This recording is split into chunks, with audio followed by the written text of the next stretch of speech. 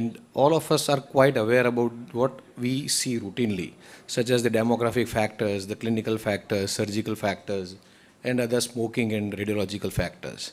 So what I have done here is actually try and find out if anything is challenging the norm. Because trying to understand same thing again and again, it just doesn't make sense. So I've just tried to, put things in the perspective what we know, that 65, 70-year-olds and above, they tend to have a poor outcome, which is known. What is not known is that, so this article, they divided the patients into 3 groups, and they showed that the change in the MJOA was similar across all 3 formats. Like the younger patients, the middle 51 to 70, and the 70-year-olds, the change in the MJOA was similar in all 3 groups.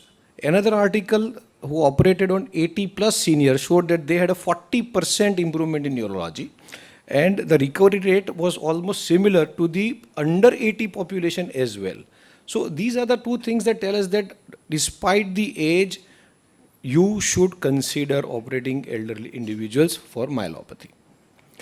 Male-female incidence, we all know that there is a higher preponderance in males, but the neurological outcome is slightly better in females according to one article. There is no difference in male morbidity and mortality. We are all aware about the diabetes being a poor prognostic factor, but what we do not know is that the higher incidence of, besides the sepsis, they also have a higher incidence of epidural hematomas, lung disease, and cardiac complications following surgery. Obesity, there is no difference in outcome, although they have a higher chance of implant failure. And smoking adversely affects the neuric grade as well as the outcomes. Typically, we have been taught that the duration of symptoms more than 12 months should be considered as a cutoff, and the results tend to deteriorate after 12 months. But this article has brought that number down to 6.5 months. So that is again something that we have to keep in mind when we tell our or counsel our patients, that 6.5 months is where you tend to start deteriorating, and if you every additional month increases their poor outcome by about 0.2%. Sorry, 0.2 times, that is almost 20%. Again, greater the deficit, greater is the, poorer is the outcome. This is known. What is not known is that besides neuric grade 4 and 5 giving poor outcomes, it is the neuric grade 2 or below which tends to give the best outcomes. Regarding the MJOA scores, again, the mild and the moderate tend to have better outcomes as compared to the severe varieties.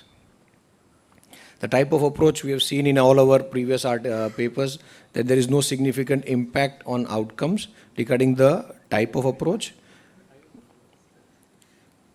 Sorry. Yeah.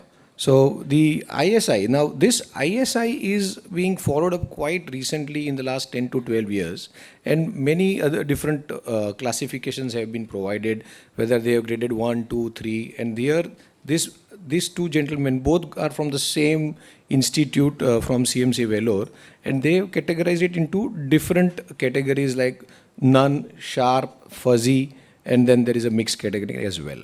So what they noticed that post-operatively, most of them tended to gravitate and become sharp myelopathies. And any patients with a sharp myelopathy, we are aware that it tends to have a poor outcome, as well as on T1 weighted hypointensity, again tends to give a poor outcome. Now the approach, I think there's a mistake here.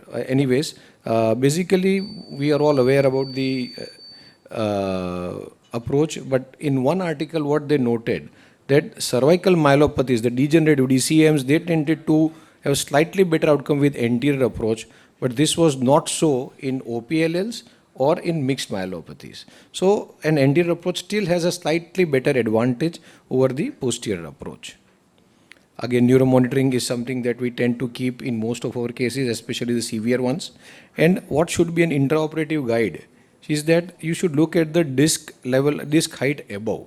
Because what happened in this patient, this is one of my patients, I did a fantastic job, put 2 fantastic, beautiful 8 mm grafts, and I had a post-operative quadripartite patient who eventually did recover. So make sure that you have either have intraoperative with you, or you should not over-distract. Cervical RM, now this is a very interesting article where they check the recovery rate and divide it into 2 groups. Can I have just half a minute, please? So here they noticed that there was significant positive correlation between a reduced ROM and recovery rate in the second group. So what was noted was that if there is a dynamic stress which tends to retard the neurological recovery.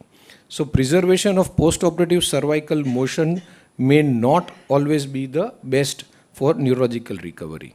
And there is a new concept of what is known as regulatory T cells, what is known as Treg cells.